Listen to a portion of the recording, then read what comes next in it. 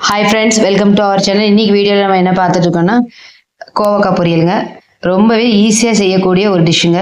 சாம்பாருக்கு ஒரு பெஸ்ட்டு காம்பினேஷனுங்க. சாம்பாருக்கு எப்படி ஒரு வெண்டைக்காய் பொரியல் வந்து ஒரு பெஸ்ட்டு காம்பினேஷனோ அதே மாதிரி கோவக்காய் வந்து நான் சொல்கிற மாதிரி செஞ்சு கொடுங்க.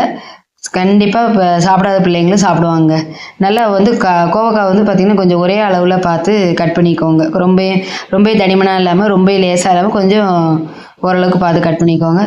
எண்ணெயை ஊற்றி காய வச்சுட்டு கோவக்காய் போட்டு ரொம்ப சிம்பிள் தாங்க. மஞ்சத்தூள், மிளகாய் பொடி, உப்புங்க, அவ்வளோதாங்க. வெங்காயம்லாம் போட தேவையில்லைங்க. இதுக்கு நல்லா இருக்காதுங்க, வெங்காயம் போடணும் அவசியமே இல்லை. காரம் வந்து மட்டும் பார்த்திங்கன்னா காரம் நம்ம சாப்பிட்ணுன்னா ஒரு ஸ்பூனு ஃபுல்லாக போடலாங்க. இது வந்து நான் ஒரு 1/4 கிலோ கோவக்காய் தாங்க எடுத்திருக்கேன். பசங்களுக்கு ஸ்கூலுக்கு போகிறதுனால 1/4 கிலோ இது ஃபஸ்ட்டு வேகமாக செஞ்சுருவேன். அதனால் 1/4 கிலோ தான் வாங்கியிருந்தேன். சிம்மில் வச்சு தாங்க வேக விடணும். அதுதாங்க இது மெயின். மூடி வச்சுன்னா அந்த நீராவிக்கும் அந்த எண்ணெய்க்குமே வந்து வெந்துருங்க. அப்பப்போ கொஞ்சம் திருப்பி விடணும், ஏன்னா கொஞ்சம் அடி பிடிச்சிரும் நம்ம. அதனால் கொஞ்சம் நான்ஸ்டிக்கில் இருந்துச்சுன்னா உங்களுக்கு ரொம்ப யூஸ்ஃபுல்லாக இருக்கும். அப்பப்போ நீங்கள் திருப்பி விட்டுட்டே இருங்க. திருப்பி விட்டு இருந்தால் தான் அது வந்து அடி பிடிக்காமல் நல்லா வெந்து வருங்க. இந்த மாதிரி செஞ்சு கொடுங்க, கண்டிப்பாக சாப்பிடுவாங்க. சாப்பிடாத பிள்ளைகளும் கண்டிப்பாக சாப்பிடுவாங்க. உண்மையிலே டேஸ்ட் நல்லா இருக்கும்.